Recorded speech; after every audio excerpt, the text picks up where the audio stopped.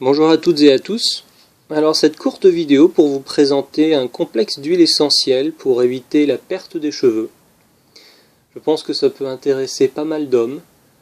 Alors c'est à la fois pour prévenir la perte des cheveux mais aussi pour stimuler leur repousse. Alors c'est d'un niveau de difficulté extrêmement bas.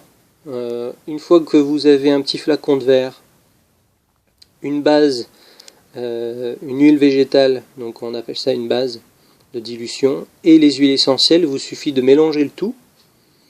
Et une fois que vous avez mélangé le tout, ma foi, vous remuez et vous appliquez quotidiennement sur les zones qui ont tendance à se dégarnir ou qui pourraient se dégarnir en tant que traitement préventif. Alors pour ma part, j'utilise une huile d'argan, une huile végétale bio. Je me suis fourni, pour pas faire de publicité, chez Aroma quelque chose sur internet, et j'ai été assez satisfait de tout ce qu'ils m'ont envoyé. J'ai tout pris bio pour ma part. J'évite en général les huiles essentielles qui ne le sont pas, ou l'ensemble des produits qui ne le sont pas. Donc j'ai fait une sélection de 6 huiles essentielles pour ce complexe spécial cheveux. Alors, approchons-nous un petit peu et regardons ce que nous avons.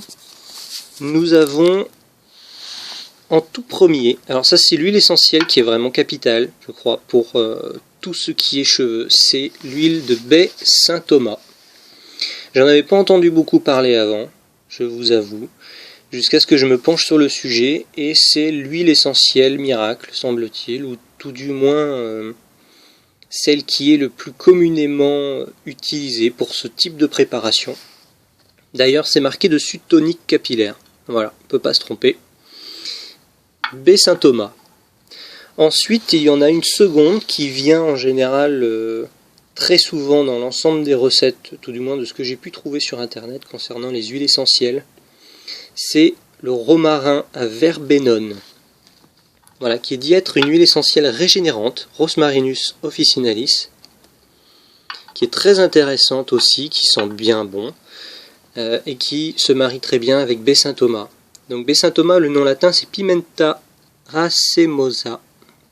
Voilà, pour ceux qui voudraient être sûrs que c'est la bonne plante.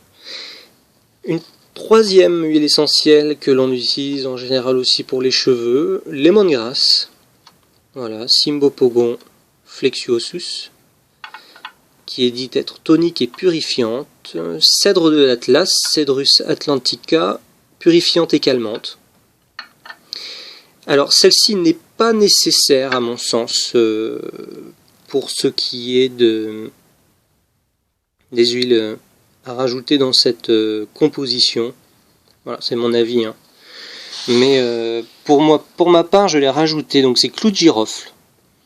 Et le clou de girofle a une particularité, c'est qu'il est super riche, il cartonne en antioxydants. C'est la plante au monde qui, je crois, en a le plus.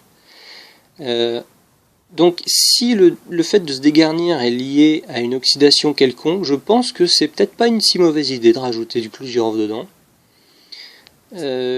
Ça coûte rien d'essayer, et pour ma part, j'aime assez l'odeur, donc du coup ça me dérange pas d'en prendre. Voilà. Et puis Eucalyptus globuleux, qui est l'huile essentielle. Bon là c'est le gros flacon de 250 ml. Vous n'avez pas besoin d'autant. Quelques gouttes suffisent. Alors pour ma part je l'ai pris parce que je trouvais que ça pouvait être intéressant d'en rajouter, tout simplement parce que ça permet de faire aussi une sorte de médium, de médiateur entre l'huile d'argan et l'ensemble des autres huiles qui n'ont pas forcément toute la même densité. Du coup, même au niveau de l'odeur, c'était très agréable. Donc ce que vous faites d'un point de vue pratique, c'est que vous prenez un petit pot, voilà, ça c'est un mini pot de confiture, hein, vous aurez peut-être reconnu le truc. Vous mettez d'abord votre huile végétale, donc ici l'argan, et vous mettez 3 gouttes. 3 gouttes de chaque. Alors on pouvait augmenter au niveau de baie Saint-Thomas et des romarins parce que ils ont cette action très particulière sur les cheveux. Ensuite vous remuez doucement, hein. Vous chauffez pas, vous gardez ça à l'abri de la lumière parce que les huiles essentielles s'oxydent. à la lumière, à l'air libre aussi, donc vous pensez à bien fermer votre peau, et puis le matin, ou après votre douche ou autre, vous en mettez sur le bout de votre doigt, et puis vous massez les zones qui pourraient se dégarnir. Voilà. Bon, profitez bien, amusez-vous.